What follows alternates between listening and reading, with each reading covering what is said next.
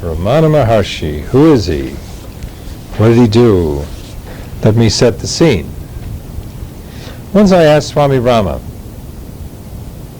what he thought about Ramana Maharishi, because Swami Rama was sent to be trained by Ramana for a period of his life. This is when he was asked by his master to go around to all the various sages and masters over a period of many, many, many months.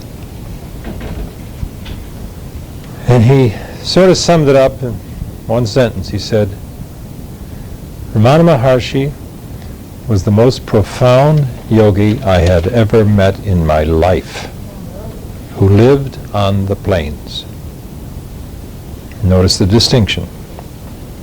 Who lived on the plains. This is not a put down, meaning because he wasn't up in the cave, but he wanted me to make an understanding that he felt that this was the most profound yogi who was still dwelling on the plains. Okay. Is he a part of our tradition? Yes, he certainly is. He certainly is. But he has his own style. And that's one of the things I like about our tradition. We have different styles. He was born in southern India, near the tip, in the latter part of the 19th century. As an ordinary schoolboy, he wasn't particularly outstanding, sort of an average student, somewhat mischievous, like most boys. He went to visit his uncle when he was 16 years old. And while he was in the bedroom, he felt an intense fear of death, which just galvanized him. And he decided to lie down and experience death consciously. He was convinced he could do it in that fear. And out of that experience, he realized that he was not his body, he was not his mind, and he was not part of the world. And when he got up from the floor, that experience never left him. He started living out of it, but he told no one. He went back to school, and as best he could, he tried to keep up with his studies while he was still living consciously from that experience. And this went on for about another 6 weeks until he couldn't take it anymore. And he decided he needed to go, and he did it quietly. In other words, he didn't tell his family. He went to a nearby pilgrimage, a mountain called Arunachala, which is still there today.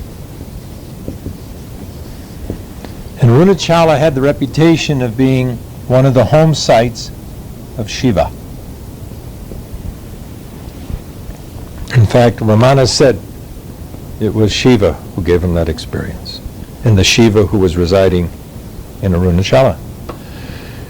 He went to Arunachala, and he looked around for anything that was obscure, out of the way, so nobody would notice him, because he wanted to investigate this experience further. And I would like to read from you a portion written by one of his students, followers. He actually had no students, by the way. But people did follow him in spite of that. And they would attend his dialogues, which I'll describe in a moment.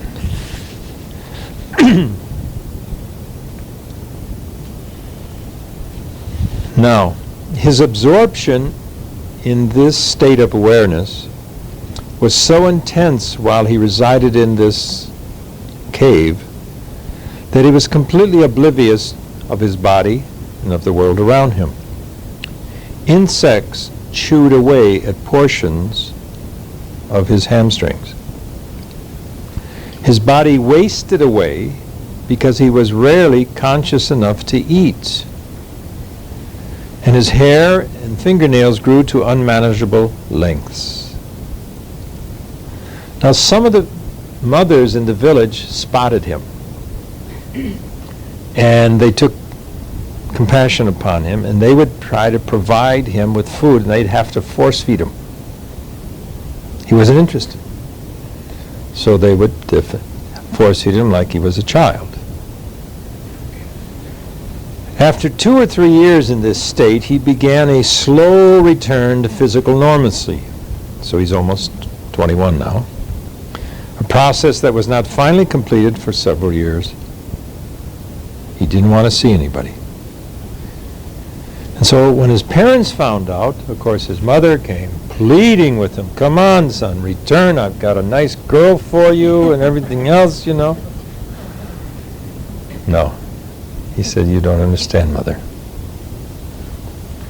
And she finally, it took her years to accept it, because she felt she was losing a son instead of gaining a sage. Well, he took up his abode in Runachala. And for the rest of his life, till 1950, he never wandered more than 2 miles from that mountain. And each day he would often go out for a walk. And of course, he had a whole entourage following him all around. He owned 3 things. I use that "own" in a very light-hearted way. He had a loincloth, a water pot, and a walking stick. That was it. He didn't want anything else. He was visited probably by more diplomats, dignitaries, people of influence and power than any other single yogi in India in the latter part of the first half of the 20th century. To come into his presence, you couldn't move away without being touched in some way. And his operating principle was silence. This is amazing. Now, at first he didn't want to meet people. Not because he didn't like them, but he was so enthralled with this experience. And I'll use another description by this remarkable author here who describes it. His newly discovered awareness that his real nature was formless and nothing more than an eminent consciousness. Well, if it's formless and just totally boundless consciousness, what else do you want? There's no room for anything else. They prevailed upon him, "Would you please allow people to come in and get your blessing?" He says, "They're already blessed. What do they need mine for?" He's a very practical guy. So he said, "Okay, come on in." So during a certain period of the day, you could come and sit before him. If you had a question, he would answer it. Now, he got up at 3 o'clock to cook the food for the people at his place. He had an ashram built around there now. He served his people. Nobody got special treatment. Whether you were a bum or the CEO, you got the same treatment. He was totally egalitarian in that. He said, "I'm serving the self. And how can I diminish the self? There's no way." One day, somebody yelled, "Oh, look at that monkey!" He said, "Leave the monkey alone." There was a monkey, a mother, had a little one, and she was rocking it while she was listening to his talks. He said, "Leave her alone. She's my friend. She's been here for many days. We've made an acquaintanceship." He could talk to monkeys, he could talk to elephants, he could talk to any animal. Even cobras would come up and sit there and listen to his lectures, and then they'd go away. And he insisted they get fed, just like the people. "Who said there isn't a self in them?" he would say. One day a monkey came, and he didn't leave. Most of them, they would stay for a while, and then they'd go flitting into the garden. So some of the servants were going to throw rocks. He said, "Don't you dare. He can't go back to the community anymore. He stayed with me too long. They won't accept him back. So now he's part of our family. And you take care of him like you would do any visitor." So that monkey got a lot of special treatment. Also, if he ate very little because he didn't need it. But when lunch would be served, he'd often be sitting there and he would eat normally. He wouldn't call attention to himself. But one day he wasn't eating. They said, is everything all right? Of course it's all right. But you're not eating. I know. Someone hasn't come yet. He would never eat until everybody was there. And they ate first, then he ate. He'd wait until they started to eat, then he would eat. Now, our teacher was the same way. Swami Rama would never eat until you ate first. Now, what was his vision that he shared with people? What made him unique? They finally prevailed upon him to somewhat put together an approach to life that would in some way express his understanding, his height. And he called it vichara.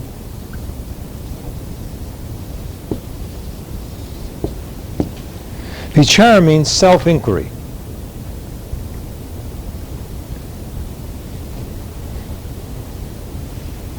For him, it was to seek the source of the I. You speak, I am so-and-so, I can do that, I can do this, I used to do that, I want to know, I want to get married, I want to have children, I want to work here. He said, fine. Who is that I? He said, keep asking that. Inquire within to find the source of the I. And when you do, you will realize who you really are. People say, well, should you meditate? He said, of course, if that's your temperament. He said, I used to like my method better. So he had his own approach. But he never put down methods. He said, use the method that is most appropriate for you at that stage. He would recognize the evolution of changes in people. And so I'm going to read little episodes of some of the questions. The finest work I've ever found, if you're interested, you can get it. It's not expensive. It's called Talks with Sri Ramana Maharishi. It's 3 volumes in 1. These are verbatim translations over a 4-year period of all the various people. And there's a description of kind of who they were. Everybody from Catholic priests to the simplest mother who's on a pension would visit him and ask him questions about everything under the sun. It's very interesting to see his answers. The man was incredibly knowledgeable, and he never read a book in his life. Yet he could quote from them. That was interesting. So, he mentions, for example, in terms of the question that was once put to him, say, well, you have such an influence, Maharishi, why don't you go out to the world? Why don't you get on the radio? Why don't you broadcast this amazing message you have that really is a message of enlightenment and profound fulfillment? And so he replied to the question, why does not Bhagavan, also that was one of the names they gave him, Bhagavan, which means the Lord, go about and preach the truth to the people at large? And he replied, how do you know I'm not doing it? But you're always here. He smiled. Does preaching consist in mounting a platform and haranguing the people? Preaching is simple communication of knowledge. It can really be done in silence only. Ooh. What do you think of a man who listens to a sermon for an hour and goes away without having been impressed by it so as to change his life? Compare him with another who sits and goes away after some time with his outlook on life totally changed. Which is better, to preach loudly without effort or effect, or to sit silently, sending out an inner force? Paul Brunton visited. I don't know if you know who Paul Brunton was. Paul Brunton was a remarkable Englishman who stumbled upon yoga, went to India, and wrote a remarkable book which you ought to read, because Swami Rama's in one of the chapters. He wrote a book called Secret Journey to India. And he was quite ill. He caught an illness over in India. And he had heard about Ramana Maharishi, so he made an appointment to go down there. And he had quite a reputation. He was quite famous in England. And some of the Indians around Ramana were all excited that this great dignitary was coming, so they came rushing up to Ramana. Do you know who's coming? Who? And they said, well, you know, we've got this Paul Brunton. Yes, I know he's coming, but he won't be here for 3 days. But he said he'd be here tomorrow. No, he won't be here for 3 days because he's ill. But no one told Ramana he was ill. Oh, he's ill? Yes, but he'll be healed when he comes here. And he won't get ill. He won't be healed unless he comes here. And sure enough, Brunton shows up with a fever, and he's weak and weary, and he can barely make the appointment. He gets there, and on the 3rd day he comes to Ramana, and when he walks away, he's totally healed. Ramana didn't say anything, just greeted him. Welcome, stay as long as you like. Answered a few questions, and Brunton walks away, and he's totally healed. He doesn't know what's going on. So he stayed longer, and he began to realize who he was. It changed his life forever. So much so that when Brunton got back to England, and he talked about this, he wrote 1 or 2 more books, and then he decided to retreat from life himself. He had enough money, and he went off to Switzerland. And he spent the rest of his life there and wrote 30 volumes of reflections for meditation. You can get them. Interesting man. He left his body a few years ago. Okay. B-R-U-N-T-O-N, Paul Brunton. You can find his books, usually any of these, little esoteric stores, or they got a selection on stuff like that. In addition, someone asked him, for example, well, how would you compare vichara to meditation? And this is what he had to say in regards to that. All practices are followed only with the object of concentrating the mind. As all mental activities, like remembering, forgetting, desiring, hating, attracting, discarding, are modifications of the mind, they cannot be one's true state.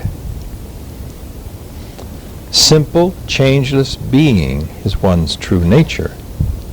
Therefore, to know the truth of one's being and to be it is known as the release from bondage and the destruction of the famous knot, the Granti knot, the resistance. And until this state of tranquility of mind is firmly attained, the practice of unswerving abidance in the self and keeping the mind unsoiled by various thoughts is essential for the aspirant. And one can choose by one's, as he says here, by one's inclination, whether you get there by meditation or by self-inquiry. Either way will work. Those who follow the path of inquiry realize that the mind which remains at the end of the inquiry is Brahman, the immensity. Those who practice meditation realize that the mind which remains at the end of meditation is the object of their meditation. And as a result, in either case, it's the duty of the aspirants to practice continuously until the goal is reached. So he never had an argument with that. He says basically your temperament, what appeals to you, what works for you. So at times he would define you in this way.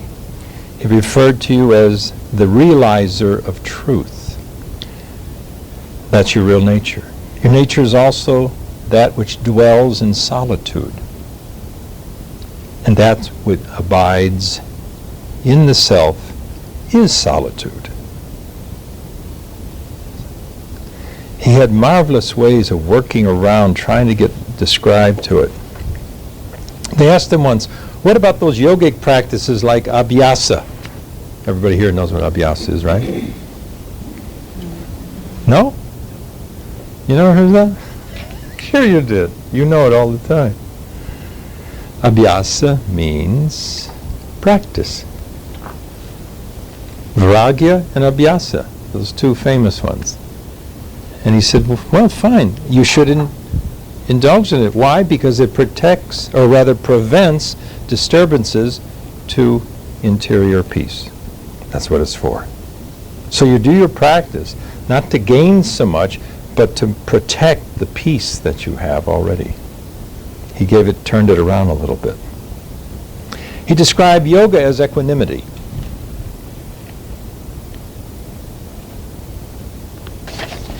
And one day somebody asked him, what is God? And he said, what God? Threw it right back at him. What God are you talking about? Ooh. Then after they went back and forth, he said finally, God is the unalloyed, limitless experience of yourself as existence. Not bad. The unalloyed, limitless experience of yourself as existence. That's what God is, he said.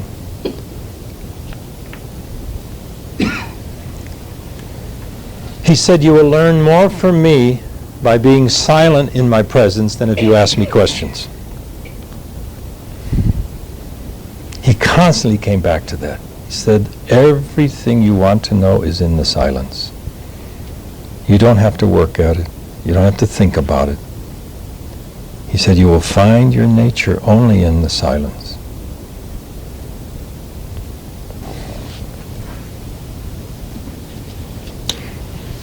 He himself wrote hardly anything. Everything coming down is these conversations and dialogues he had with people. He did make a comment on one manuscript. They submitted it to him for his approval. He wrote it in Tamil, which is the language down in his area of India. And that's probably the only work he ever did. He said he was much more concerned with leading people to silence. He says, only in silence will you discover your nature. That happens to be a ring of the gentleman behind me who used to constantly talk that way too.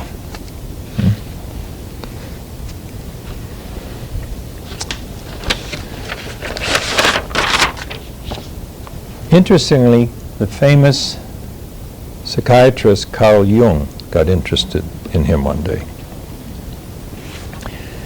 Carl Jung went to India with the intention of having an appointment with Ramana Maharishi. And his lieutenants or secretaries made the arrangements for him. And on the day he was supposed to go there, he refused. So he pulled back from the appointment with Ramana. As far as I know, he never explained himself. Probably did, but I don't know what answer he gave. But it was all set up. Yeah, Jung refused to make the appointment. But he did write a foreword about him, nevertheless. And you can get that foreword in some of the books about Ramana Maharishi. They put it in. Interesting. You're welcome to give it your spin. Ah, yes. Now,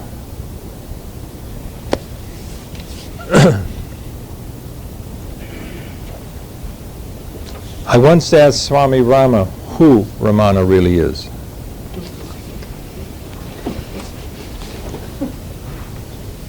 Shiva.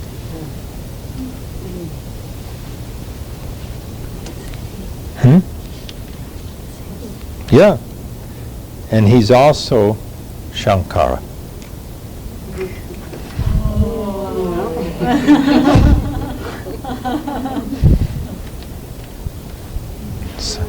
So here we had the reincarnation of Shankara. And if you read Shankara's works and you read what you understand. And he was giving it his spin for today. Given the nature of modern society, the 20th century. So the silence and the self-inquiry, the path of self-inquiry, was for him the key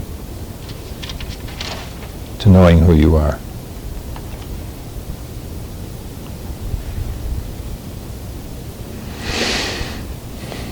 think we should just go into silence now and celebrate the man, huh? You have any questions? Yes, Tree?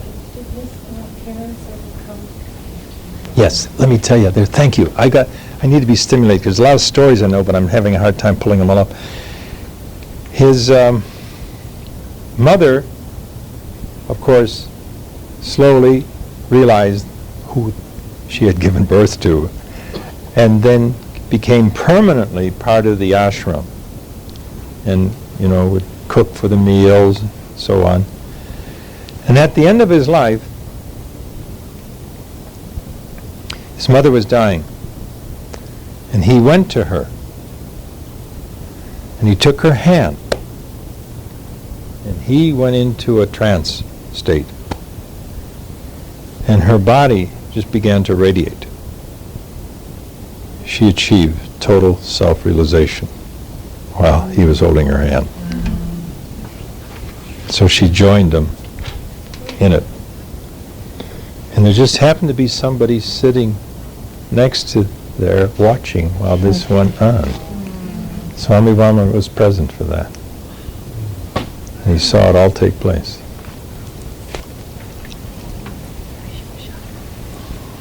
Anything else, Tree? I'm trying to tell you more stories about this. He was remarkable.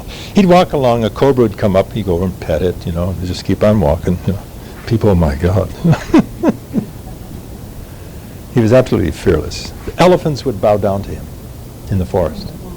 They'd put one leg behind and just bow to him as he'd walk by. He was something. Totally modest. Totally modest. I mean, you felt utterly at ease in his presence. He was utterly aware of every one of your needs. If he saw something, he'd say, "Come here."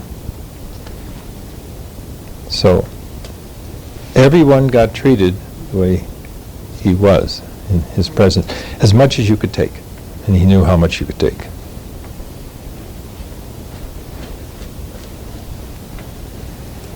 You didn't have to read letters to him. He already knew what was in the letter before he opened it up. So, quite an icon for the century. The mountain to this day still has that power. People who want to visit it in southern India. They have rooms there now if you want to stay overnight.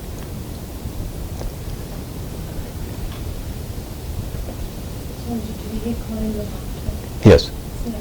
No, it's not very high. He'd make a kind of a celebratory walk every year where he would climb it.